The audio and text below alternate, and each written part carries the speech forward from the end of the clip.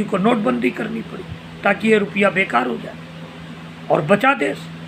फिर मोदी जी ने सबके जीवन को बचाने के लिए दो साल देश को बिल्कुल, क्योंकि देश की मशीनरी, देश के हाथ पैर हम सब हैं, हम ही सब घर बैठ गए।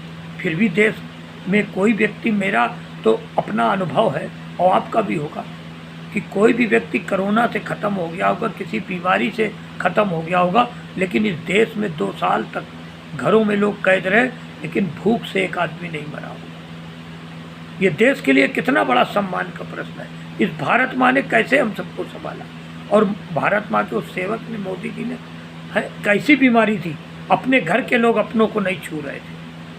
अगर आप मान लीजिए कंट्रोल नहीं करते तो छुआछूत में आधा देश खत्म हो जाता।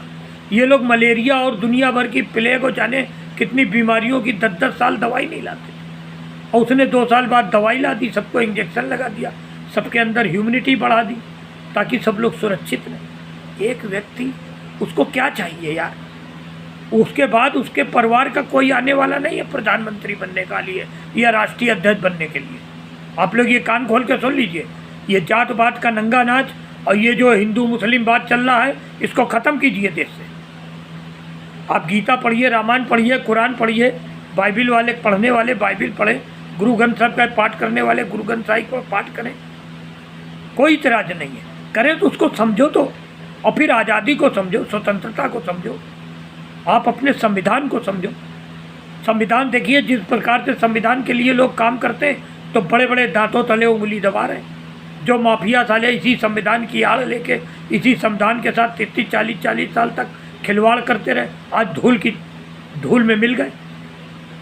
तो संविधान बड़ी चीज़ है, और संविधान के लिए जब आप ईमानदारी से काम करोगे, पूरी वफादारी से काम करोगे, पूरी समझदारी से देश की सत्ता चुनोगे, तो मैं नहीं मानता कि आप कहीं से कमज़ोर पड़ जाओगे। आपका पढ़ने वाला बच्चा कहीं से कमज़ोर पड़ जाएगा, हर हाथ को काम मिलेगा। आप उस बात को समझिए। तो मेरे भाई बहनों, मैं भी भारत का नागरिक हूँ, मैं भी चाहता हूँ मेरा देश पूरे विश्व में चमके दमके। हम इतने बड़े आबादी वाले लोकतंत्र हैं, हम पर अमेरिका का रुपया राज कर रहा है। 85 रुपये 86 रुपये जब हम देंगे तब उसका 1 रुपया लेंगे। ये हमारी कमी है भाइयों। इन्हीं दल्लों ने ये सब किया है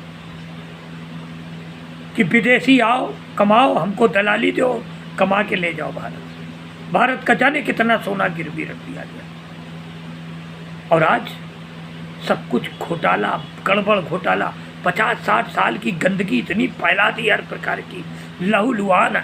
लोग मरे हैं, चलते फिरते मरे हैं। कहीं बस में बम फटा, कहीं मंदिर में बम फटा है, कहीं पार्लियामेंट में अटैक हुआ है, कहीं ताज होटल में अटैक हुआ है, और 5 लाख कश्मीरियों को वहाँ पर दुनिया भर के घर द्वार छोड़कर जाना पड़ा। ये तो अभी आज़ाद भारत में 90 में हुआ।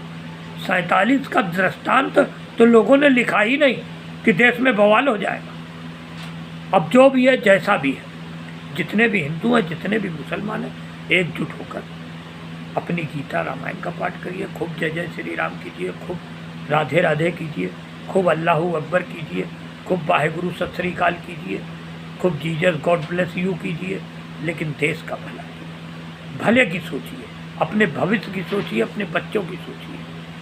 जब असंतोष देश की धरती पर होगा तो बच्चा गलत राह पर चलेगा, बच्चा गलत राह पर चलेगा, अपराधी बनेगा, अपराधी बनेगा तो पकड़ा जाएगा, आप पूरा घर परेशान होगा, वो जेलों में सड़ जाएगा, घर वाले उसके बाहर निकालने में परेशान हो जाएंगे। इसलिए भविष्य बनाइए, बच्चों को शिक्षित दीक्षित कीजिए, आप भी समझदार बनिए।